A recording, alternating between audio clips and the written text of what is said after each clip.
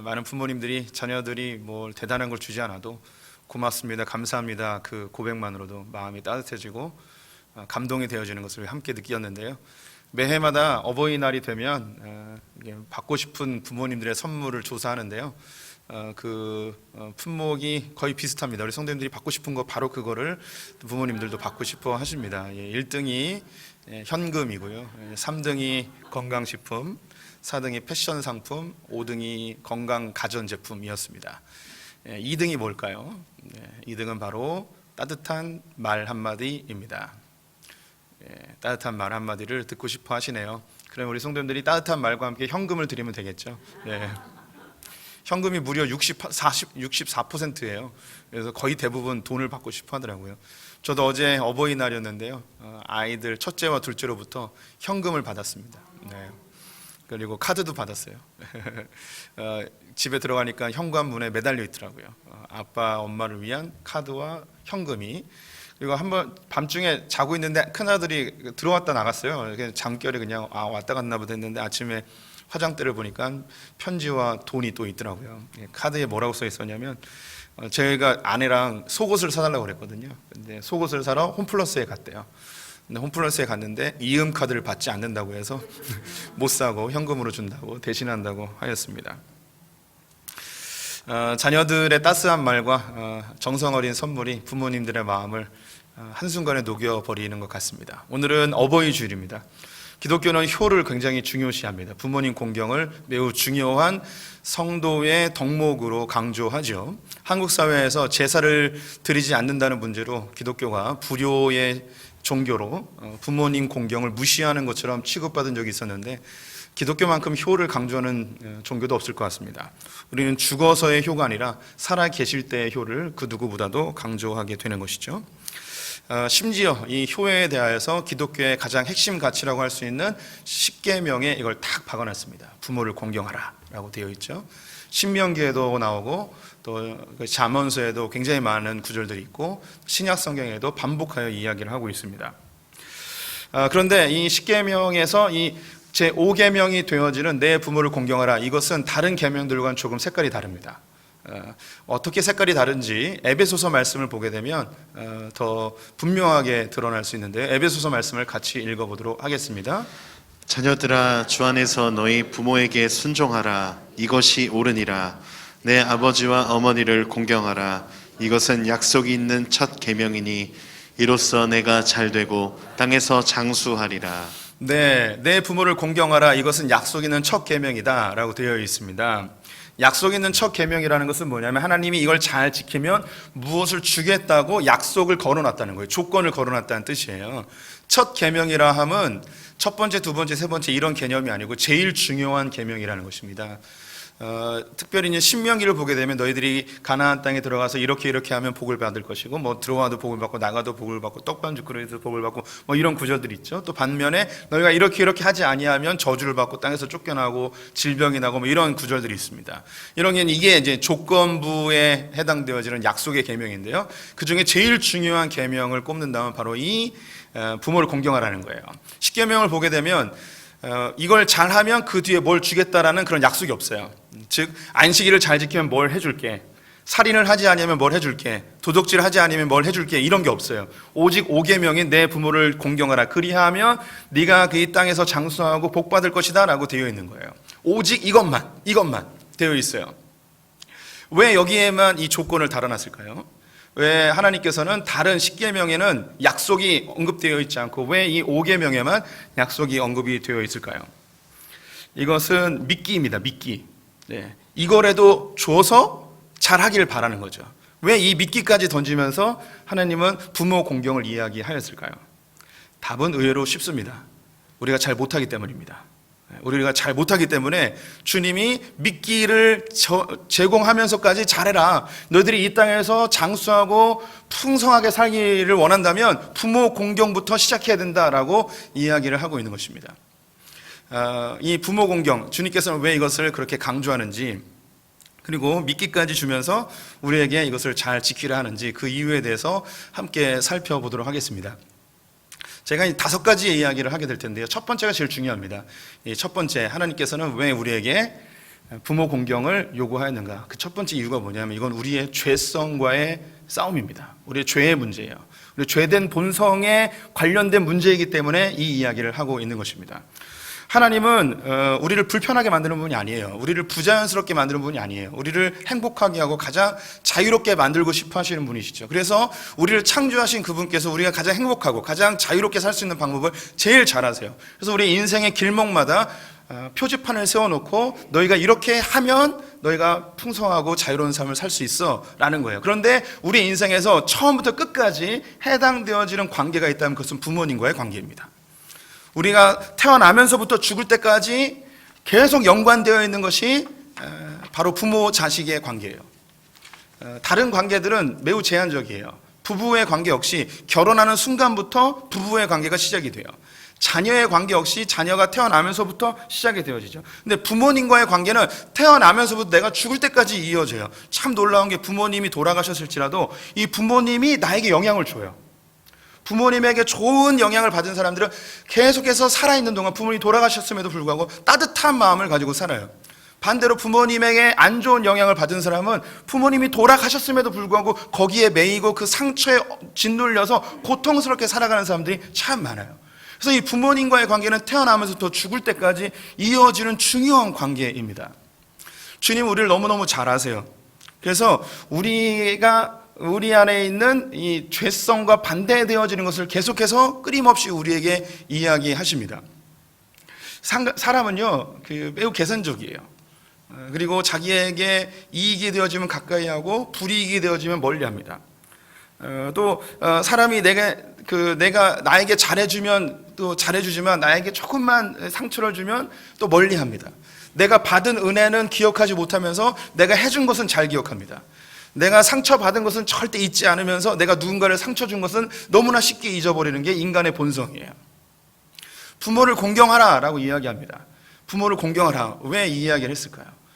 우리 사람은요, 우리 안에 있는 죄성, 자기 중심성, 자기 이기주의, 자기 애 때문에 부모님을 사실 그렇게 공경하지 못합니다. 부모님과 거래를 해요. 부모님이 나에게 뭔가 좋은 것을 해줄 수 있으면 잘해드리지만 부모님이 나에게 짐이 되어주면 멀리하고 싶은 게 우리 인간의 본성입니다. 부모님을 짐스러워할 때도 있습니다. 부모님이 나에게 해주셨던 그 많은 은혜와 수고와 애씀은 기억을 못하고 내가 부모님에게 받은 그 조그마한 상처가 나에게 큰 짐이 되어져서 부모님을 원수처럼 생각하는 사람들도 많이 있죠. 주님 우리를 지으셨기 때문에 우리를 너무 잘 알아요. 성경은 참 놀라운 게 부모를 공경해라 라는 말이 있는데 반대로 자녀를 사랑하라 라는 말이 성경에 없어요. 참 신기하지 않습니까? 자녀가 얼마나 소중합니까? 그래서 성경은 놀랍게도 한 군데도 내 자녀를 사랑하라 라는 말이 없어요. 왜 사랑하라는 말이 없을까요? 사랑하라고 하지 않아도 너무 사랑해요. 오히려 너무 사랑하는 게 이게 문제가 되고 아이를 망치는 경우도 있습니다. 성경은 자녀와의 관계 속에서 아주 명확하게 이야기해요. 노엽게 하지 말고 주의 교훈과 훈계로 양육하라고 이야기하죠. 더 놀라운 건 때가 되면 반드시 내보내래요. 하나님이 만드신 피조물 중에 자기 자식을 죽을 때까지 끌어안고 있는 존재는 사람밖에 없어요. 모든 생명체는 일정한 기간이 되면 자녀를 반드시 내보냅니다. 6개월, 1년 반 정도, 최대 1년 반 정도 되면 대부분의 동물들은 다 자식을 홀로 독립시켜버려요. 심지어 독립을 안 하면 날갯짓을 해서 쫓아내버리기도 하고 부모님들이 멀리 물고 가서 던져버리고 돌아오는 경우들도 있어요. 근데 사람만큼은 죽을 때까지 자기 자식을 끌어안고 지내는 경우가 허다하게 많이 있습니다. 사람은 지나치게 자기 자식을 사랑해요. 하나님 그걸 아세요. 그래서 자식을 객관적으로 바라볼 수 있도록 성경에서 끊임없이 우리에게 제시를 해주고 있어요. 제가 조금 더 나가볼게요. 부부관계도 마찬가지예요. 아내들이요 남편에게 어떻게 해요? 대들어라, 아니죠, 복종해라 라고 되어 있습니다. 왜 이걸 2000년 전에, 심지어 3000년 전에 잠언과 전도서에서 이야기했을까요? 심지어 불화가 있는 아내랑 사느니 혼자 오두막에서 사는 게 낫다고 이야기해요. 왜 그럴까요? 반대 이야기도 있어요. 남편들이요 아내를 주께서 교회를 위하여 목숨을 바친 것처럼 사랑하라라고 되어 있어요. 왜 이런 이야기가 성경에 써 있을까요? 이게 그냥 도덕적, 윤리적 이런 이야기가 아니에요. 2000년 전, 3000년 아니 태고적부터 여자는 남자한테 복종을 안 했어요. 네. 제가 좀 순화했는데 더럽게 안 했어요. 예. 이게 참 놀라운 거예요. 이런 구절을 페미니스트들은 이게 성경에서 잘못된 가부장적인 그런 그 구절이라고 이야기해. 그게 아니에요. 인간의 죄성이 그래요, 죄성이. 남자는 자기 아내를 사랑하지 않아요. 이상하게 남자들은 자기 아내를 놔두고 딴 데다 자꾸 눈을 빼는, 이게 못된 짓을 해요. 이게 인간의 이 남자의 죄성. 이게 이제 인간이 갖고 있는 죄성이에요. 그래서 부모를 공경하라는 말은 단순히 도덕적 윤리적 개념이 아니고요, 복음이에요. 복음. 우리의 죄성에 역행하는 복음이에요. 그래서 부모를 공경하는 것은 우리 성도님들이 이미 다 경험했어요. 부모님을 공경하는 것 때문에 머리를 얼마나 계산합니까? 이게 손해가 되는지, 왜 많은 형제 중에 나만 해야 되는지, 내가 한 것도 별로 없는데도 불구하고 나만 다 한 것 같은 그런 이상한 계산을 머릿속에 끊임없이 하는 게 우리 인간이에요. 이런 죄성과 싸우는 게 부모에 대한 공경입니다. 이제 제가 앞으로 이야기할 것에 모든 게 이 안에 다 담겨 있어요. 부모 공경은 우리의 죄성과 싸우는 거예요. 부모 공경은 복음입니다. 윤리나 도덕이 아니에요. 하나님께서 우리에게 부모 공경을 하라는 것의 두 번째 이유는 권위에 대한 문제이기 때문입니다. 로마서 13장 말씀을 같이 읽어보도록 하겠습니다. 각 사람은 위에 있는 권세들에게 복종하라. 권세는 하나님으로부터 나지 않음이 없나니 모든 권세는 다 하나님께서 정하신 바라. 그러므로 권세를 거스르는 자는 하나님의 명을 거스름이니 거스르는 자들은 심판을 자취하리라. 모든 권세가 하나님께로부터 왔음을 성경이 선언하고 있습니다. 우리가 선택할 수 있는 권세도 있고 선택할 수 없는 일방적인 권세도 있습니다. 우리가 회사에 들어가서 상사나 사장님을 만나는 그 권위는 우리가 선택할 수 있습니다. 그 회사를 때려치고 나오면 되거든요. 하지만 우리가 선택할 수 없는 일방적인 권세가 있어요. 부모님을 만나는 것, 그리고 선생님을 만나는 것, 때로는 국가를 만나는 것, 그 중에서도 정 안 맞으면 학교를 옮길 수도 있고 이민을 갈 수도 있지만, 그런데 내가 절대로 거역할 수 없는 권세가 있다면 그것은 바로 부모님에 대한 권세입니다. 그래서 하나님께서는 이 부모님에 대한 순종의 개념으로 하나님께까지 확장되길 원하십니다. 너에게 그 부모님을 주신 것은 하나님이야. 이 부모님에게 순종하는 문제는 곧 하나님께 대한 순종이야. 이 개념을 우리에게 설명해 주고 싶어 하시는 것이죠. 우리는 부모님을 거역하고 부모님을 조종하려 한다면 똑같이 우리는 하나님을 거역하고 하나님을 조종하게 됩니다. 반대로 부모님에게 대해 순종하고 그 뜻을 다 이해하지 어려울지라도 거기에 복종하게 되면 하나님의 뜻에도 복종할 수 있는 그 내성이 길러지게 되어 있어요. 그래서 하나님은 부모님들에게 자녀에게 순종을 가르치고 복종을 가르치도록 이야기하고 있습니다. 곧 그 복종이 하나님께 대한 복종이 되기 때문입니다. 제가 우리 성도들에게 몇 차례 정도 이야기한 것 같은데, 제가 아이들에게 절대 쓰지 못하게 하는 단어가 있어요. 뭐냐면 왜라는 말이에요. 왜. 그래서 제가 아이들을 부를 때 재원아 그러면 네라고 대답해야 돼요. 재원아 그러면 왜? 라고 대답하면 안 돼요. 네. 이거 느낌 아시겠죠? 재원아 그런데 왜? 왜요? 왜요라는 뜻이 뭐예요? 들어보고 내 마음에 맞으면 반응하고 마음에 안 맞으면 거절하겠습니다. 이 뉘앙스가 여기 딱 담겨 있는 거예요. 근데 놀랍게도 우리의 자녀들은 이름을 부르면 네라고 대답하지 않아요. 왜라고 대답합니다. 조건을 달아요. 그래서 우리 하나님께서 우리 성도님들을 부를 때 누구누구야, 누구누구 집사야, 김집사야, 박집사야 이렇게 불렀을 때 네라고 대답해야지. 왜요 하나님? 왜요라고 한다면 주님 들어보고 마음에 들면 대답하고 마음에 안 들면 거절하겠습니다. 여기에 딱 담겨 있는 거예요. 그래서 아이들에게 우리 성도님들 오늘 들었으니까 몇 번 들었는데 다 잊어버리신 것 같아요. 오늘 다시 들었으니까 자녀들이 왜라고 대답하지 못하게 알려주십시오. 무조건 네라고. 네. 그래서 저는 그 아이들을 부를 때 네라고 대답하고 제 앞으로 달려오기를 요청하는데 안 오죠. 네. 그러면 계속 불러서 앞까지 오도록 해요. 이게 그 훈련을 하는데 잘 안 돼요. 그래서 제가 그렇게 훈련시키는 이유는 하나님께서 우리 자녀들을 부를 때 재원아, 재민아, 재준아 라고 그러면 네, 주님 제가 여기 있습니다 라고 달려가서 그 발 앞에 무릎 꿇을 수 있는 아이가 되길 바라는 마음에 그렇게 하고 있어요. 네. 잘 안 돼요. 그런데 네라는 대답은 잘해요. 왜라는 대답은 잘 안 해요. 왜라고 하면 또 혼내요 제가. 이게 부모님께 순종하는 게 곧 하나님께 순종하는 것으로 이어지게 되어 있습니다. 이게 권위에 대한 문제예요. 세 번째, 하나님께서 우리에게 왜 부모 공경을 요구하고 있는가? 이것은 감사에 대한 문제이기 때문입니다. 우리 잠언 23장 22절 함께 읽어보도록 하겠습니다. 너를 낳은 아비에게 청종하고 내 늙은 어미를 경히 여기지 말지니라. 네, 너를 낳은 아비와 그리고 늙은 어미를 경히 여기지 말라고 합니다. 무시하지 말라는 거예요. 이 땅에 있는 모든 부모님들은 자녀를 낳는 그 과정 속에 고통을 경험하였습니다. 수고하였고요. 밤잠을 못 이루고 아이들을 키웠습니다. 아버지들은 아이들을 키우기 위하여 뼈가 부셔지도록 열심히 일을 하였습니다. 어머니들은 밤잠을 이루지 못하고 아이를 재우고 기저귀를 갈고 살림을 하고 그렇게 키웠습니다. 맞벌이 하는 분들은 이렇게 저렇게 힘들게 아이들을 잘 열심히 키웠어요. 그런데 참 안타까운 게 나이가 들면 이놈의 자식들이 부모님이 수고한 건 다 잊어버리고 자기에게 상처 준 것만 기억하는, 그렇게 무슨 부모님이 그렇게 뭘 잘못했는지. 세상에 완벽한 부모가 어디 있겠습니까? 부모를 비교하고 내 아버지는 왜 돈이 없냐, 내 부모님 왜 못 배웠냐, 왜 인천에 사냐, 왜 이거밖에 못 가르쳤냐, 왜 이거밖에 지원해 주지 못하냐, 왜 결혼하는데 이거밖에 돈 안 주냐, 뭐 이런 서운한 이야기만 잘득하게 되죠. 기독교는 은혜의 종교입니다.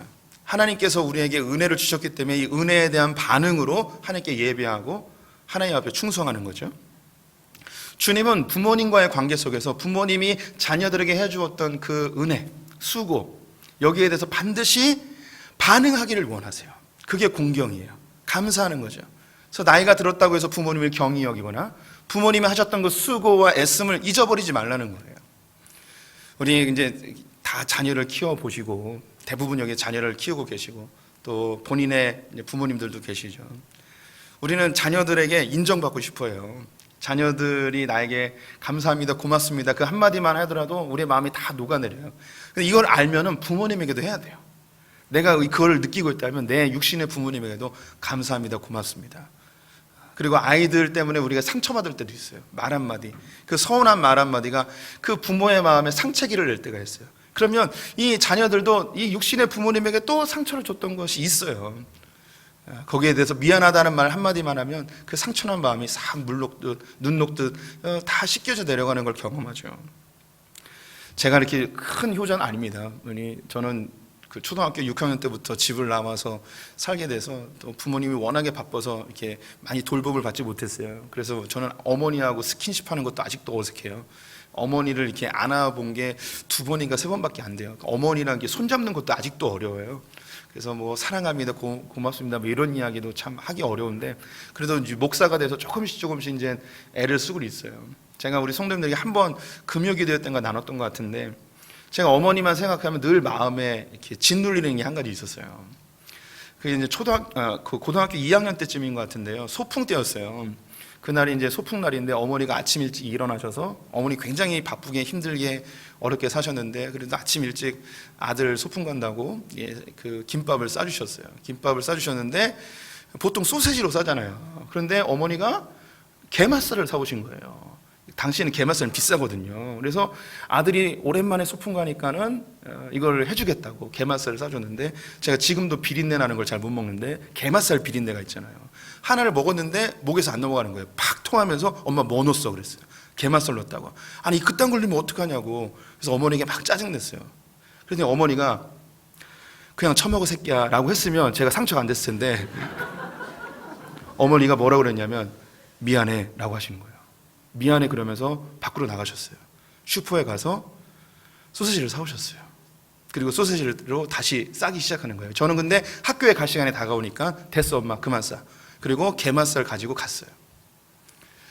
근데 이게 이제 그 소풍하는 내내 어머니한테 이제 쓴소리를 하고 왔으니까, 못된 소리를 하고 왔으니까 마음이 무거웠어요.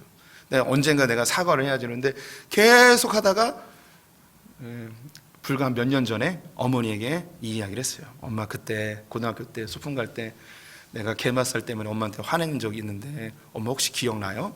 그랬더니 어머니가 생생하게 다 기억하시는 거예요. 제가 했던 이야기 하나하나를 다 기억하시는 거예요. 그러니까 어머니의 마음에 상처가 된 거죠. 자기 나름대로는 그 구하기도 어려운 게맛살 가지고 아들을 싸줬는데 아들이 그걸 못 먹는다고 토해내고 그냥 가고 험한 소리 하고 가니까 얼마나 마음에 상함이 됐겠습니까? 그래서 제가 죄송하다고 그랬어요. 그래서 그날 어머니 안아드렸어요. 그게 마지막이에요. 그게 그 이후로는 아직 없네요. 또 그게 벌써 한 7, 8년 됐네요. 어머니 다 기억하셨어요. 우리 성도님들도 자녀들이 낸 상처가 기억날 거예요. 우리는요 부모님이 해주셨던 그 은혜는 다 잊어버리고 부모님이 조금 잘못한 거 우리 마음에 가다두고 이게 쓴뿌리라 이야기하고 상처라고 이야기하고 아픔이라 이야기하고 우리는 이 부모님의 은혜를 잊어서는 안 됩니다. 그분들의 애씀과 수고를 절대 잊어서는 안 되죠. 또 하나님께서 우리에게 부모님에 대한 공경을 하라는 이유는 이제 네 번째인데요. 공급의 문제이기 때문입니다. 이건 하나님 나라의 질서이기도 한데요. 우리 성경 말씀 잠언 3장 말씀을 같이 읽어보도록 하겠습니다. 내 손이 선을 베풀음이 있거든 마땅히 받을 자에게 베풀기를 아끼지 말며. 우리가 힘이 닿는 대로 마땅히 베풀 자에게 아끼지 말고 베풀라고 이야기합니다. 이 베풀의 대상에 부모님이 해당이 되어져요. 우리가 어릴 때는 부모님이 부유한 자였어요. 그래서 부모님이 우리에게 아낌없이 다 공급을 해줍니다. 하지만 나이가 들면 부모님들이 연약해지고 재정적인 상황도 좋지 않아져요. 우리 성도님들도 나이 들어서 어떻게 먹고 사나 노후에 대한 고민을 하시죠. 그런데 우리 부모님들도 똑같이 고민하고 있다는 거예요. 그래서 이 부모님들이 수입이 없어지고 몸은 점점 쇠약해졌을 때 나의 노후를 어떻게 살아가야 되는가에 대한 두려움이 우리 부모님들에게도 다 있어요. 근데 우리 자녀들이 이 부모님들에 대하여서 엄마 아빠 걱정하지 마, 내가 도와줄게. 자녀들이 해줄 수 있는 건 분명히 제한이 있습니다. 하지만 그 걸음에 동행자가 있다는 것, 뒤에서 밀어주는 자가 있다는 것은 큰 힘이 되어지는 든든한 버팀목, 위로가 분명히 되어질 것입니다. 성경은 부모님에 대하여서 공급해 주라고 이야기해요. 공경이라는 뜻의 문자적인 의미는 필요한 것을 공급해 주는 거예요. 이게 공경이에요. 이 세상은 수직의 질서를 가지고 있습니다. 수직의 질서라 하면 힘의 질서예요. 강한 자가 약한 자의 것을 빼앗아요. 많이 소유한 자가 적게 가진 자의 것을 빼앗습니다. 높은 권세를 가진 자들이 밑에 있는 사람들을 착취하는 구조를 갖고 있죠. 소수의 강하고 힘이 많고 높이 있는 사람들이 대다수의 약하고 가난한 자들을 착취하는 구조를 이 세상은 가지고 있어요. 그런데 하나님의 나라는 반드시 수평의 질서를 유지하고 있습니다. 이 세상도 수직의 질서, 힘의 질서에 짓눌려서 너무너무 고통받다 보니 수평의 질서를 갈망해요. 그래서 공산혁명을 비롯한 많은 혁명들이 부유한 자들의 것을 빼앗아 권력 있는 자들이 이 권력을 빼앗아서 나누어 주겠다고 이야기하자면 그 과정 속에 엄청난 전쟁과 피 흘림과 죽음이 대가가 지불되어지죠. 더 안타까운 것은 그것을 취하였던 사람들이 골고루 나눠져서 정말 수평의 질서가 이루어지나 절대 아니고 또 다른 권력들이 힘의 질서에 의해서 나라는 더 고통스러워지는 것을 우리는 경험했습니다. 하나님께서 이 세상에 만드신 두 가지 조직이 있는데 그것은 교회와 가정입니다. 이 교회와 가정은 수직의 질서로 유지되어지면 완전히 파괴되고 하나님 나라가 사라져버립니다. 이 교회와 가정은 반드시 수평의 질서, 하나님 나라의 질서로 유지가 되어져야 돼요. 그럼 어떻게 이 수평의 질서가 이루어질 수 있을까요? 그것은 많이 가진 자들이 적게 가진 자들에게 나눠주면 돼요. 힘이 있는 자들이 연약한 자들을 도와주면 돼요. 먼저 된 자들이 나중된 자를 도와주면 돼요. 이걸 성경에서 뭐라 이야기하는가? 사랑이라고 이야기하는 거예요. 사랑은 도덕적 윤리적 개념이 아니고 하나님 나라를 이루는 유일한 방편이에요. 그래서 사랑하라고 하는 거예요. 그래서 기독교를 사랑의 종교라고 이야기하는 거예요. 가정에서 부모님들이 돈이 있고 힘 있는 존재입니다. 반면에 자녀들은 돈도 없고 연약한 존재이죠. 그래서 이 강하고 돈이 있는 부모님들이 끊임없이 자녀들에게 공급을 해주는 거예요. 이 수평의 질서가 깨어져 버리면, 사랑의 흐름이 깨어져 버리면, 힘 있는 부모들이 자녀들을 앵벌이 시킨다면 이 가정은 엉망진창이 되는 거죠. 강한 남성이 연약한 여성을 돌봐주고 공급해주지 않고 오히려 여성들을 착취하고 폭력을 행하며 이 가정은 파괴되는 것입니다. 시간이 지나 자녀들이 힘이 강해지고 자녀들이 돈이 많아지고 반면에 부모님들은 힘이 약해지고 부모님들이 돈이 없어지면 자연스럽게 이 자녀들이 부모님에게 공급을 해줘야 되는 거예요. 이 공급, 즉 부모를 공경하는 것은 단순히 윤리적 개념이 아니고 하나님 나라를 가정에서 이루는 방편인 거예요. 그래서 이 부모님 공경은 복음이에요. 복음. 이 복음을 가정에서 이뤄내야 하는 것이죠. 제가 4가지 이야기 드렸어요. 부모 공경은 우리의 죄성과의 싸움이고요. 부모 공경은 권위에 대한 문제, 하나님에 대한 순종의 개념입니다. 그리고 부모 공경은 은혜를 기억하는 거예요. 부모님 공경은 하나님 나라 질서를 이루는 거예요. 필요한 것을 공급해 주는 거죠. 근데 우리 성도님들이 이런 설교를 들으면 마음 한켠에서 이런 생각이 들어요. 목사님, 좋은 부모를 만나면 하지 말라 그래도 다 공경하죠. 그런데 공경할 만해야지 공경을 하죠.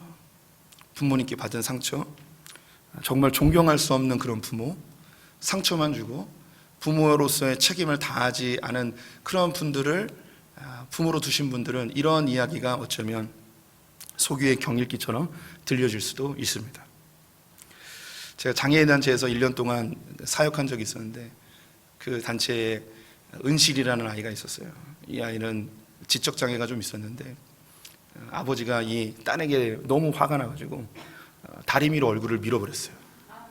그래서 얼굴 반쪽이 이렇게 화상이 아주 심하게 났어요. 이 아이가 아버지를 용서할 수 있을까요? 쉽지 않은 일이죠. 우리 성도님들이 부모님으로부터 받은 상처, 올바르지 않은 부모님의 양육으로 인한 큰 아픔이 있는 분들도 있을 수 있어요. 창세기를 보면 노아라는 사람이 나옵니다. 노아에게는 3명의 아들이 있었는데요. 셈과 함과 야벳이라는 아들이었습니다. 노아는 노년에 포도주를 의존하는 생활을 하게 되었고 어느 날 술에 취하여서 하체가 다 드러나도록 그렇게 널브러져 잠에 들어버렸습니다. 이것을 발견한 함이라는 아들이 아버지의 이 수치와 연약함을 보고 사람들에게 알리는 일을 하게 되었습니다. 반면에 이 소식을 들은 셈과 야벳은 아버지 하체를 보지 않기 위해 뒷걸음을 치며 겉옷을 가지고 아버지의 허물을 덮어주게 됩니다. 이 사건으로 인해서 함은 저주를 받게 되고 셈과 야벳은 축복을 받게 되었습니다. 단순히 이 사건 하나로 저주와 축복이 갈려졌다고 말할 수는 없습니다. 그 전에 함이 아버지와의 관계 속에서 불순종하고 하나님 앞에 올바르지 못한 행실들이 누적되어져서 그런 저주를 받은 것이라고 충분히 예상이 되어지지만 어쨌든 성경은 아버지의 허물을 들추어낸 함은 저주를 받고 아버지의 허물을 감추었던 셈과 야벳은 축복을 받은 것을 보게 됩니다. 우리 성도님들은 하나님께 은혜 받은 존재들입니다. 우리의 죄가 예수 그리스도의 보혈로 씻김받은 빚진 자들이죠. 그래서 주님께서는 우리에게 원수를 사랑해요. 사랑하라고 이야기해요. 왜냐하면 우리가 주님께 빚진 자이기 때문에 그 또 다른 누군가에게 이 은혜를 흘려보내길 바라는 것이죠. 우리 부모님도 그 대상 중에 분명히 한 명일 것입니다. 우리가 죄인되었고 우리가 죄인 중에 괴수이고 하나님께 징계받아 마땅하고 지옥에 던져져 마땅한 존재인데 주님께서 우리를 긍휼의 은혜로 구원해 주셨듯이 우리의 육신의 부모님의 허물과 연약함과 그 상처 주었던 마음, 그 일들을 우리가 눈 감아주고 용서하고 덮어준다면 우리 하늘 아버지께서 우리에게 참 잘하였다고 이야기하며 분명히 이 땅에서 잘되고 장수하는 일을 행하게 해 주실 것입니다. 이 부모와의 관계는 정말 끊을래야 끊을 수가 없습니다. 이 부모와의 관계는 결국은 신적 영역으로 흘러가게 되어 있습니다. 그래서 이미 많은 원시 종교들은 부모님을 신격화 만들죠. 우리는 이미 유교 사회에서 제사라는 문화를 통하여 이 부모님을 신처럼 섬깁니다. 제사를 지내며 예배를 하는 거죠. 그리고 그 부모님의 영적 존재가 우리의 삶에 복도 주고 화도 준다는 그런 생각을 가지고 있습니다. 그렇게 그런 원시 종교의 그 제사 문화를 끄집어내지 않을지라도 우리 모든 사람들이 부모님과의 관계에서 그 신적 영역으로 연결됩니다. 부모님에 대한 두 가지 반응을 나눌 수 있는데 첫 번째는 감사하고 하나는 분노입니다. 부모님에게 대해서 감사하는 사람들은 거의 대부분 똑같은 반응을 합니다. 누군지 모르지만 그 조물주, 신적 존재, 내가 선택한 게 아니기 때문에 하나님 이런 부모님을 주셔서 감사합니다 라는 반응을 하게 되어 있습니다. 교회를 다니지 않더라도. 그리고 이런 착한 부모님은 반드시 죽은 이후에 좋은 곳을 갈 것이라는 확신을 가져요. 나에게 이렇게 좋은 영향을 주고 나를 위해 헌신하고 충성했던, 나에게 모든 것을 아낌없이 주었던 이런 좋은 부모님은 죽어서 분명히 천당이라는 어떤 좋은 곳으로 갔을 것이라는 그런 신적 영역으로 자연스럽게 흘러가요. 부모님과의 관계 속에서. 또한 부모님에 대한 분노를 갖고 있는 사람들이 있습니다. 이 사람들도 신적 영역으로 넘어가요. 하나님 왜 이런 부모를 주셨습니까? 왜 이런 부모를 만나게 해서 내 삶을 이렇게 힘들게 합니까? 하며 하나님을 원망하게 되죠. 내가 선택한 게 아니니까. 어떤 창조주, 조물주, 신적인 분이 연결시켜줬다는 생각이 들죠. 그러면서 이 부모에 대한 분노를 갖고 있으면서도 그 마음속에 또 다른 신적 영역으로 흘러가는데 이렇게 부모님을 싫어하다가 내게 화가 있으면 어떡하나. 그런 부담감을 늘 가져요. 이 부모는요, 참 놀라운 게 하나님은 눈에 보이지 않는 하나님이지만 부모는 눈에 보이는 하나님이에요. 그래서 이 부모님은 반드시 하나님과 연결되게 되어 있어요. 부모 공경은 복음입니다. 나의 죄성과 싸우는 것이고요. 은혜에 대해서 기억하는 것이고 하나님 나라를 이루는 방편이 되어져요. 하나님의 권위에 순종하는 것입니다. 또한 예수 그리스도의 그 보혈의 피에 우리의 죄 사함의 은혜를 흘려보내는 방편이 되어집니다. 혹시 우리 성도님들이 좋은 부모를 만나셨다면 감사하십시오. 하나님께 감사하고 부모님을 공경하시기 바랍니다. 반면에 우리 성도님들이 부모님으로부터 상처를 받거나 큰 아픔이 있다면 그분들의 연약함을 덮어주십시오. 주님의 은혜를 간구하십시오. 그 미워하는 마음과 분노를 가지고 우리의 삶에 하나님 나라를 누릴 수 없습니다. 늘 걸림돌이 되어집니다. 한순간에 되지 않아요. 그 아픔이 한순간에 해결되지 않아요. 주님 앞에 끊임없이 화해를 요구하시고 용서를 선포하십시오. 주님의 보혈로 그 어머니와 아버지와의 관계를 덮으십시오. 주님께서 우리의 삶을 회복시켜 주실 것입니다. 우리 성도님들이 부모님께 큰 상처와 아픔이 있는 분들이 있다면 제가 한 분을 소개시켜 드리고 싶어요. 이분은 부모님에게 완전히 버림받고 아버지에게 철저하게 유린당하고 아버지에게 심지어 죽음의 자리까지 내몰린 그런 분이에요. 그분은 바로 예수 그리스도입니다. 그분은 이 땅에 보내주셨고 십자가에 죽이기 위하여 아버지가 이 땅에 보냈습니다. 십자가를 앞에 두고 이 예수는 자기의 아버지에게 호소합니다. 아버지요, 아버지요, 이 쓴 잔을 할 수만 있거든 거두어 주십시오. 하지만 십자가에 내몰린 그 예수는 십자가에 달려 다시 한번 하나님께, 그 아버지께 호소합니다. 엘리엘이 라마 사막다니, 나의 하나님 나의 하나님 어찌하여 나를 버리시나이까. 예수님이 죽는 그 순간에 하늘은 거목게 닫혀지게 되었습니다. 하나님과 아들 사이의 철저한 단절을 이야기하는 것입니다. 하지만 이 예수는 아버지의 명령 앞에, 정말 받아들이기 어려운 그 명령 앞에 순종하였고, 복종하였고, 자기는 원하지 않아야했지만 아버지의 뜻이라면 거기에 순종하였습니다. 그리고 죽게 되죠. 그 순종의 결과는 부활의 영광이었고 모든 인류를 하나님께 인도하는 길을 여시는 희생이 되었습니다. 골로새서 3장 말씀을 같이 읽어보도록 하겠습니다. 자녀들아 모든 일에 부모에게 순종하라. 이는 주 안에서 기쁘게 하는 것이니라. 주 안에서 기쁘게 하는 것이니라. 이 말의 뜻은 주님을 기쁘게 하는 것이니라 라는 뜻입니다. 부모를 공경하는 것이, 부모님께 순종하는 것이 하나님을 기쁘게 하는 것이라고 성경은 선언하고 있습니다. 이제 육신의 부모가 안 계신 우리 성도님들도 계실 것입니다. 그렇다면 우리 자녀들이 부모를 공경하는 자녀들이 될 수 있도록 기도해 주십시오. 육신의 부모가 아직 이 땅에 계신 분들이 있다면 감사하십시오. 그리고 그들의 연약함을 덮어주는 복음의 사람들 되시기를 주님의 이름으로 축원드립니다. 함께 찬양하겠습니다.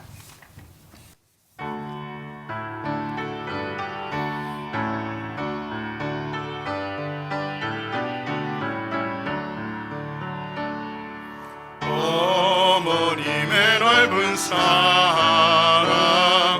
귀하고도 귀하다.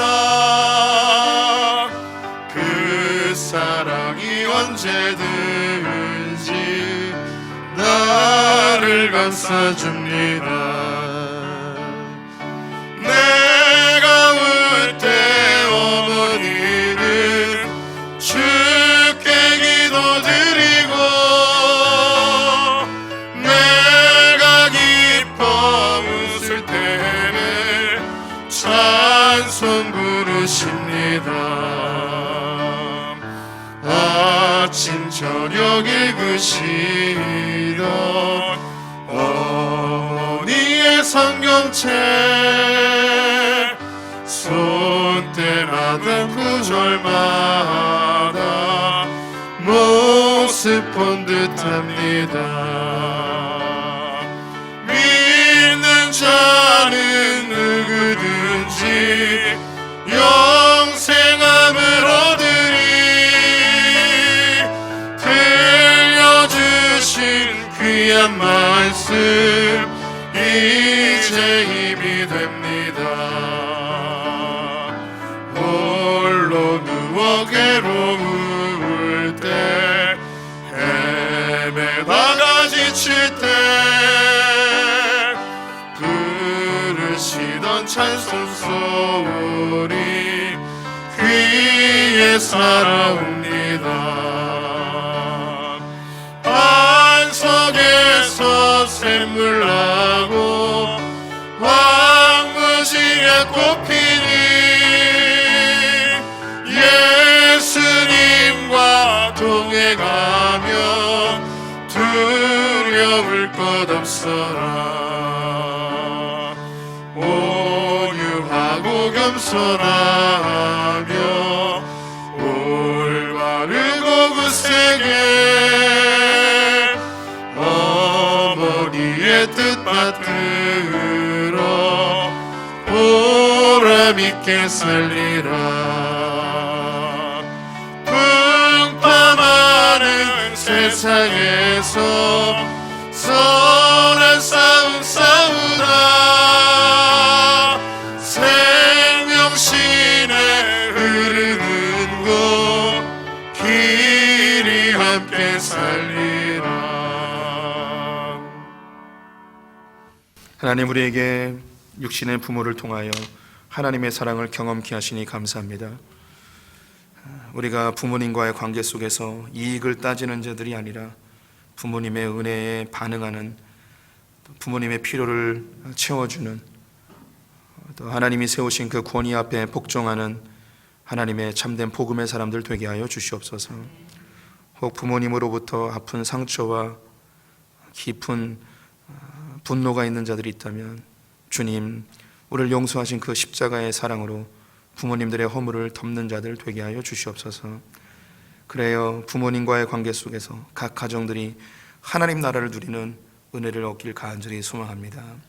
지금은 우리 주 예수 그리스도의 은혜와 하나님 아버지의 무한하신 사랑과 성령의 교통하심이 부모님을 공경함으로 그 약속된 것을 성취하기를 소망하는 소풍의 모든 성도들과 특별히 우리의 자녀들, 그리고 저 북에 있는 형제 자매들과 열방의 성도사님들 위해 지금부터 영원토록 함께 있을지어다. 아멘.